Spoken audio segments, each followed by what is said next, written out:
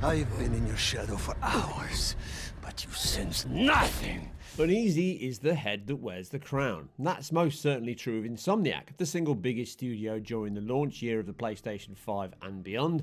That crown appears to be no lighter, as yet again they were tasked with showing off the biggest single gameplay of any first party at the PlayStation Showcase last week.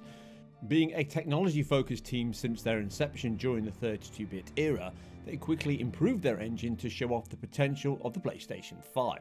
Will they continue to swing higher and further than all others in Spider-Man 2? Now, gameplay previews always need to be caveated that this is all a work in progress and will significantly change come launch. But when it comes to software development, the polishing, the refinement and optimization are all later in delivery, and some of the footage shared here bears this out, something we have seen consistently over the years. Now, the reveal was split into two separate pieces, almost as if Sony were not sure which of the two they would show, or both. The first being a real-time cinematic that introduced the new main villain in Kraven the Hunter, taking out an unknown expendable bad guy in hard target fashion. Now, we can see the sharp material quality, keyframed facial animation and performance capture have continued from the first two games, along with the physically based but heavily stylized rendering and character models. And although surely it has some boosts across the board, noticeably in the hairspline technique they used in the remaster, Miles and Ratchet & Clank, and exclusive to the PlayStation 5 in its higher fidelity mode, here ramping up the beards, hair and warm collar of Kraven, perfect for those cold jungle days. The models, the textures, the animation do not appear significantly improved, but they're certainly better. Not a slight or required, as the originals were already top tier in this regard, and these sections may also change come release. From a real-time cinematic perspective, they have retained the same seamless and integrated dynamic camera, fast load and swaps as before, and I'm sure the data and memory management are key aspects the team are still knee-deep on development. We got a nice mix of these during the second segment, a 7+ minute of gameplay, highlighting that we can expect more of the same mix of free roam combat, exploration and QTE sections, or at least that's what they showed us in this teaser, which follows the same engine blueprints at least that delivered on a broader and more visceral story than the first two games. From this aspect, the improvements seem to be refinement and incremental steps, with potentially still a ways off completion, with that stated autumn 2023 release. Over there! Whoever's the Kendrick! Move, move, move!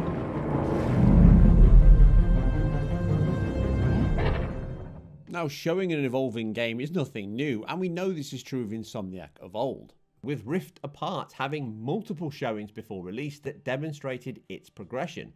But even Spider-Man had the same, with the infamous Puddlegate incident of E3 2017's reveal compared here to the final PlayStation 5 game in its fidelity mode.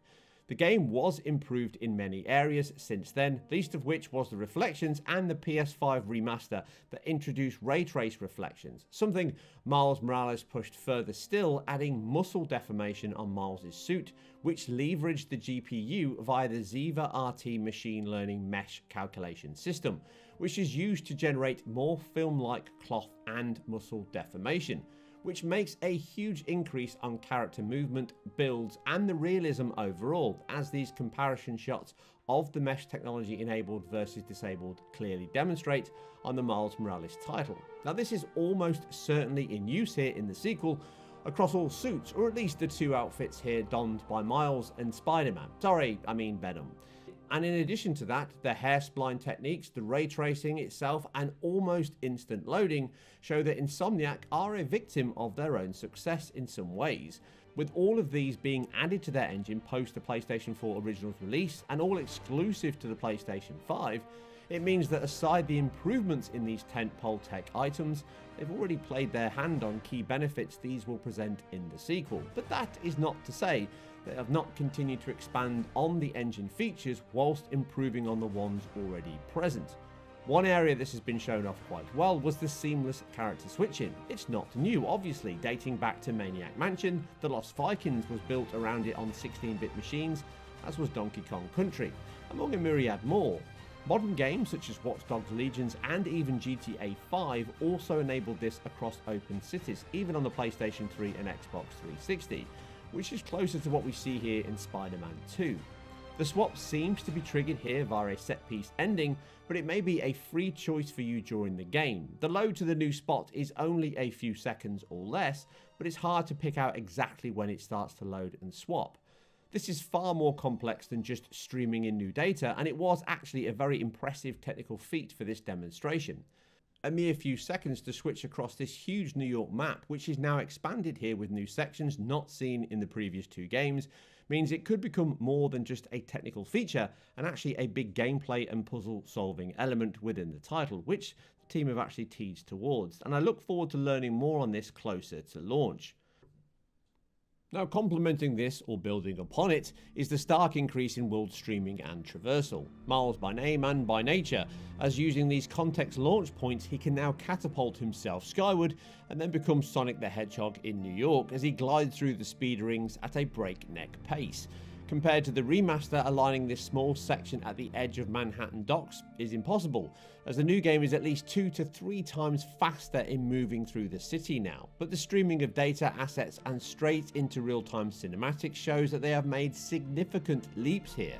Helped by not having to factor in any mechanical drives or the PS4's memory and CPU subsystems, this level of dynamic data and context animations, movement and streaming is perfectly demonstrated in the ending chase across the waters of New York, as visibility is long and yet pop-in is kept to a minimum, if still present at times.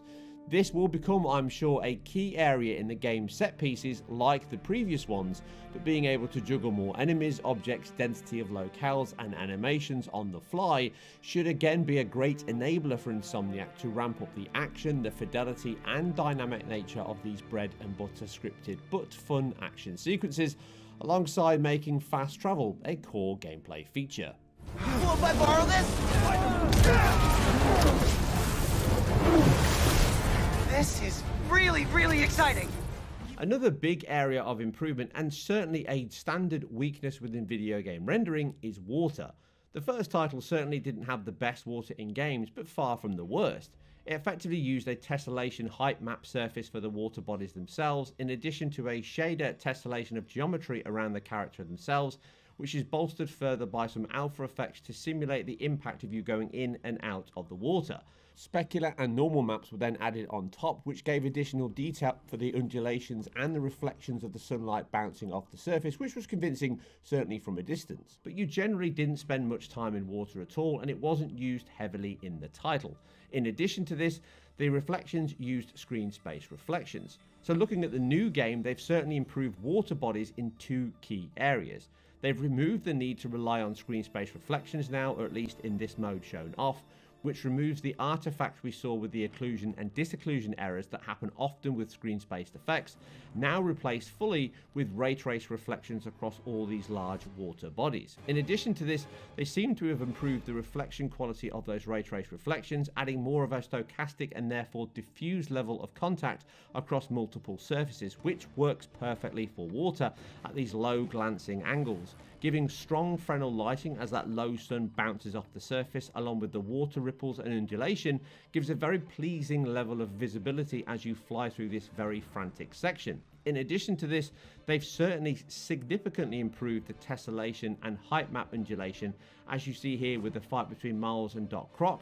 As he dives into the water beside, it pulls that water surface down as it stretches and morphs around his impact before bouncing back up again. Now, in addition to this, we see very similar alpha effects on top of this, which again are likely placeholder areas that the team will still be working on. It is drastically improved over the previous titles though, with a much better mix of alpha effects GPU particles, hiding that blend between the characters and the tessellated mesh of the water body. This is likely still work in progress though, as I say, and it may change and improve come launch. As noted previously, water simulation is very expensive and difficult, and therefore it really is a fluid simulation that is required to convince, but the team have done an exceptional job in improving on the previous title, and it does point to the fact that they'll be using water bodies and potentially water combat more often, due to the fact it was a key element in this demonstration. And one of them, remember? Bro, that's it! Pete!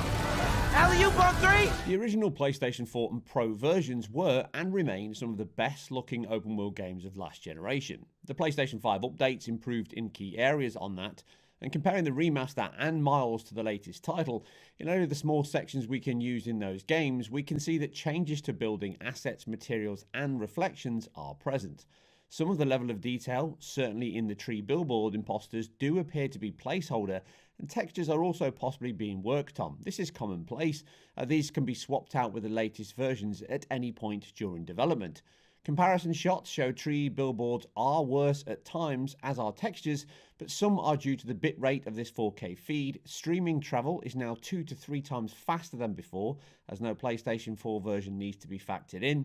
And trees do not swap to 3D geometry until a little closer than the previous titles. Now this may be a balance between the longer draw distance it seems to have in the city and the huge traversal increase it now has. But this is a slice of a game deep in development, so it is also likely quick wins to achieve a stable frame rate for this demo were deployed, which never seemed to buckle from its 30 FPS target. Like the previous games, Insomniac's temporal injection AA is present and includes a dynamic resolution scaling element, which counts here fluctuate from a counted high of 3456 by 1944 and a low of 1440p. These are approximate. Now this is the best use of the machine, and the image quality and details were impressively sharp, and the game has always had an exceptionally clean and stable image as a result. Must be sushi night. You still got that hunter drone you hijacked? One of the areas noted is the time of day and sun does move in this demo at certain points, which may be a bug, but may also point to the fact they've now moved to a full time of day cycle between blends, whereas the previous titles used fixed points of day and weather systems for story beats. The game itself also uses cascaded shadow maps from this demo, with the sun being a key light source in the demo, but also interiors show the cascade can be improved at a relatively short distance. That said, interior electric lights do seem to have been improved with their contact hardening and a soft penumbra as they stretch further from the light and contacting source. The first games also had interiors that were lit by outside lights, as here, and these cast shadows and reacted well with the excellent physically based materials. Walking through this dark section, we can see the dynamic light sources, soft shadows and improved ray trace reflections on the metal pipes. These have improved over the previous games and look much better. In addition, the game also uses screen space shadows and ambient occlusion, with the long distance shots at the start helping to ground the objects and stop that game look that can happen. But you can see these draw out as the screen space data is occluded or drawn off screen. We can see this during traversal also, and these are good solutions that balance quality with performance. The ambient occlusion does appear to be better than before, with it being of a higher precision, or at least does not present the same occlusion issues as per the first game. Now, having no ray trace shadows may again only be a development issue, as the previous game never launched with a 60 FPS ray trace reflection mode, but this actually came post-launch.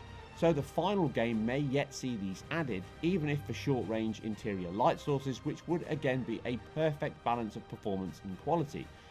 Which closes off this preview of an overall impressive demo from Insomniac once again.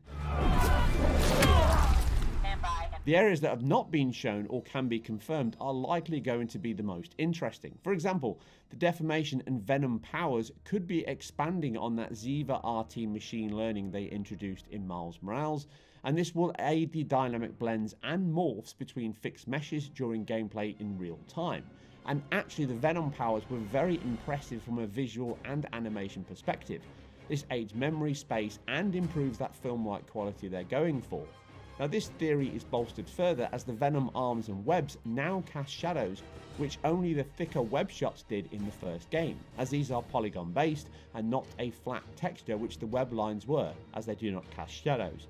If we look back to the increases the team made to both Spider-Man games and Rift Apart post-release, I think it's safe to say that this is just an appetizer for the main event come the end of this year.